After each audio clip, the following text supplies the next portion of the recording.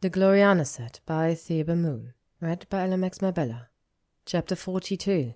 The Hydra Express. Getting the Hydras out of Hog on Wednesday took half the morning. Hermione had planned to apparate into London's magical customs house, sign some forms and pop away again, an hour tops. But the customs clerk insisted that she take custody of the Hydras at King's Cross Station and personally place them on the Hogwarts Express for delivery to the castle. The train was making a fast supply run that day, reaching Hogsmeade at 4:20 p.m. The custom house had an outpost, so Hermione sent an out to Hagrid, telling him to meet the Hydras at Hogsmeade Station, then another to Harry, asking if he'd like to have tea before she saw the little monsters off. Harry turned up almost immediately in front of King's Cross, wearing a dark muggle coat and hat. Hermione wore a blue wool coat over her uniform, with her robes and books packed into a pink beaded bag. Harry hustled her to a tiny, grimy muggle tea shop nearby. Hermione was alarmed by her best friend's appearance. Harry's face was pale and his eyes hollow behind smudged glasses. "No, I haven't been sleeping much," he admitted, downing 3 cups of strong tea. "We're close to capturing a Death Eater cell, but they keep moving." He looked around sharply, then lowered his already low voice even further. "Watch yourself, Hermione. One of them's not." Hermione leaned forward. "Not what?" she whispered back. Not.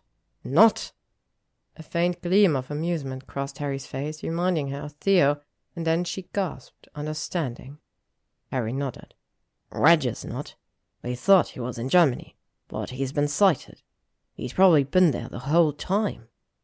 Hermione stared at him wide-eyed over her teacup. "Regis is the youngest brother. Pretty small potatoes." Harry went on, finishing his 4th cup. "But he's still a nut. Tell your boyfriend to be careful. I'd advise Theodore not to leave the castle." "Harry, Theo and I—" Harry made a tiny shushing sound, and Hermione stopped speaking immediately. They drank their tea in silence, careful not to make the smallest clink of spoon against saucer. After 10 minutes, Harry nodded and straightened in his chair. "A ministry official just left," he said. "I'm supposed to be in the field. Kingsley would be furious if he knew, but I had to warn you. That Prophet article links you to the knots." Harry's green eyes were sharp, if slightly bloodshot. "Hermione, what's wrong?" "Harry," she began, "about Theo." "What, have you seen something? Has he said something?" Harry suddenly looked hungry, his hand tightening on his teacup. "No," Hermione said calmly, while her inside mind screamed, "What are you doing? This is Harry. Tell him about the owl. Tell him." "I want Theo," was all she said. Harry nodded. "All right, then. How's your creepy blood potion coming along?" "Still simmering," Hermione said. "I need a few more days." Harry downed the rest of his tea. "Oh, I have to go." He took her hand and stood, drawing her into a hug. "Tell me if you hear anything," he whispered. Hermione felt wretched. "Tell him! You stupid bin, tell him!" After Harry slipped out of the shop, Hermione sunk back into her chair and took a few moments to hate herself. Why didn't she tell him? But that look in Harry's eyes. Doris would be all over Hogwarts in a heartbeat, demanding to interrogate Theo. What was it about these Slytherins that brought out her protective instincts? Hermione brooded over her stupidity as she made her way to the platform 9 3/4, where a magical customs inspector nervously waited with a large cage of thick iron mesh. Small licks of flame spurted out the tops and sides, almost setting fire to the paperwork the sweating, terrified official thrust at her. She thought she was finished then. If she hurried, she could still make arithmancy, but the custody's forms she'd signed required her to accompany the Hydras to Hogwarts, and the train conductor refused to accept responsibility. So Hermione had to ride in the train's single-passenger compartment with 3 Hydras, or 9 officially certified Hydra heads. Even worse, the compartment held a second passenger, Sybil Trelawney, who still wore enormous glasses and draped herself in colourful scarves that hung off her thin frame. She was returning from a SEER conference in Athens and practically jumped out the window at the news that the smouldering cage contained Hydras. Hermione tried to reassure Trelawney while spraying the cage with augmenty water spells, but it did little good. The former divination teacher moaned about "omens of death" and Fiery immolation! While cowering under her umbrella.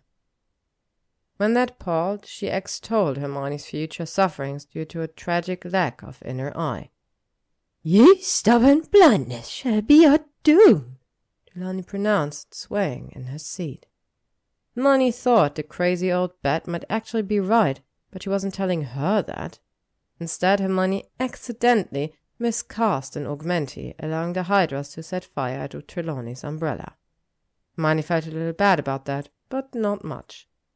The scare silenced Trelawney for the rest of the trip, allowing the baby Hydras to fall asleep, emitting little smoky snores from the cage. This gave Hermione a chance to look at the prophet she'd picked up in London, glad to see no mention of the knots. She'd have to read up on the family, though, and she reluctantly concluded she'd have to talk to Thea. He needed to be warned. Brownie, her only link to that mysterious message last Friday, had vanished from the gallery. The train puffed to a stop at Hogsmeade Station a few hours later, and Hermione levitated the cage and followed it out of the compartment without another look at Trelawney.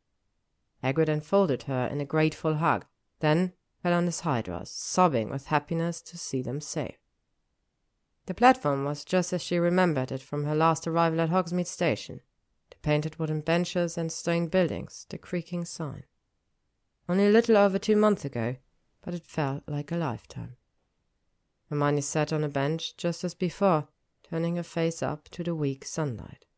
Then he appeared. It was like her thoughts had manifested him, the train's clouds of steam parting to reveal his tall figure. He wasn't, however, the thin, raggedly breathing man who had pointed a wonder to her with wild, startled eyes. This Draco strode purposefully towards her, black cloak billowing behind him. His frame had filled out after months of Hogwarts food, and he crackled with a decisive energy. Draco stopped a few feet away, eyeing her severely, and Hermione jumped to her feet. How did you—" she stammered. "Slughorn said you were off helping the gamekeeper," he said. "When you didn't turn up to Herbology, Longbottom and I went to find out what fool's errand he sent you on."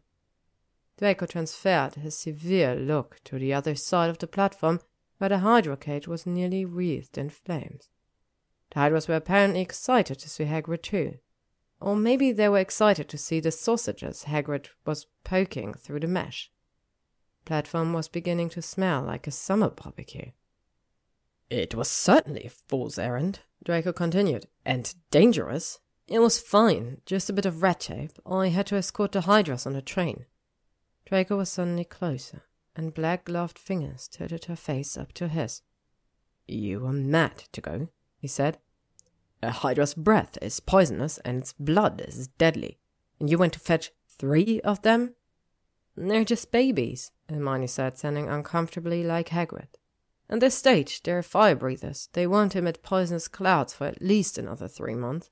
4 foot, fire-breathing babies with deathly poisonous blood." Draco released her and glared over at Hagrid, who was poking bare fingers at his new pet. "Their blood is probably all over that cage," he said. "Let me see your hands." Hermione held them up, palms out, and he sighed. "Take off your gloves." She did so. Really, Draco was so bossy. "See," she said, "I'm fine." He was looking into her eyes now, but not with any romantic intent. He was checking her pupils. She just knew it. "I suppose you're all right," Draco said reluctantly. "You Gryffindors have no sense of self-preservation." Says the man who volunteered to take Veritaserum. A tiny shrug. "I knew you would protect me." "Well, then you can protect me too," Hermione said. His eyes took on that unblinking basilisk stare. "That's right, if you let me," he said quietly. Hermione stared up at him, hypnotized, her heart suddenly pounding. Then she stood on her tiptoes and kissed him softly.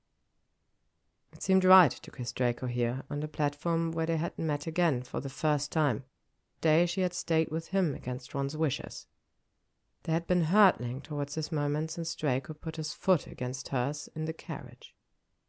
He responded immediately, wrapping her in his cologne and his heavy, rich cloak. Draco deepened the kiss, his tongue meeting hers, and it was utterly theirs, their moment, free of past fears and desperation.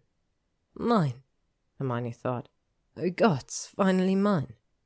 She had denied herself for so long, denied herself the feel of his hands, his mouth, the taste of his skin. He was hers, completely hers. Her very own stubborn, arrogant, dangerously beautiful, and half-redeemed wizard, kissing her passionately, and she— A loud clearing of her throat brought them back to their surroundings, and Hermione and Draco broke apart to see Hagrid standing about 5 feet away, his broad face red. "You might want to take that elsewhere, unless you want the whole world to know," Hagrid said. "Well, the train's coming in a few minutes." Yes, of course," Hermione managed. She pulled herself out of Draco's arms, but he kept a hand at her back. "Thank you, Hagrid." "Thank you, Hermione," Hagrid said, still flushing slightly. "I thought that might be the way of it, with this one busting into me hut, demanding to know your whereabouts." He lowered his voice to what he fondly considered a whisper. "Never took to the other one, I must say. Always fretting about mud on his shoes." "Thank you, Professor Hagrid," Draco said. "I apologize for my heated words before." Hermione stared. Hagrid stepped forward, clapping Draco on the shoulder, nearly sending him into the platform. "No need there, lad. Hard in the right place, but it's as I told you, Hermione loves Hydras." Draco gave Hermione an eloquent look, and she couldn't help smiling. Man, Hagrid had every reason to hate Draco after the Slytherin's terrible treatment of him and his animals over the years. Yet the half-giant was looking at Draco with near approval now, under the fond illusion that the blonde didn't care about his shoes. "Maybe we should get back to the castle," she said. The school's largest carriage stood nearby, hitched to 2 thestrals and containing a single hunched figure. "Yeah, the poor babies must be starving." Hagrid lumbered back to the cage, belatedly pulling on his dragonhide gloves, picked up the cage with a grunt and headed towards the carriage. "We are not riding with them," Draco pronounced. "Nonsense," Hermione said. "It's perfectly safe." She took his hand and led him toward the carriage. "And I assume you remember Professor Trelawney?" To be continued. Next up, Theo voices his displeasure. Ernie begins planning a new event. Thank you for listening to this chapter of the Gloriana set by ThebeMoon. If you would like to stay up to date on upcoming chapters and stories, you can follow me on YouTube, AO3 or Spotify.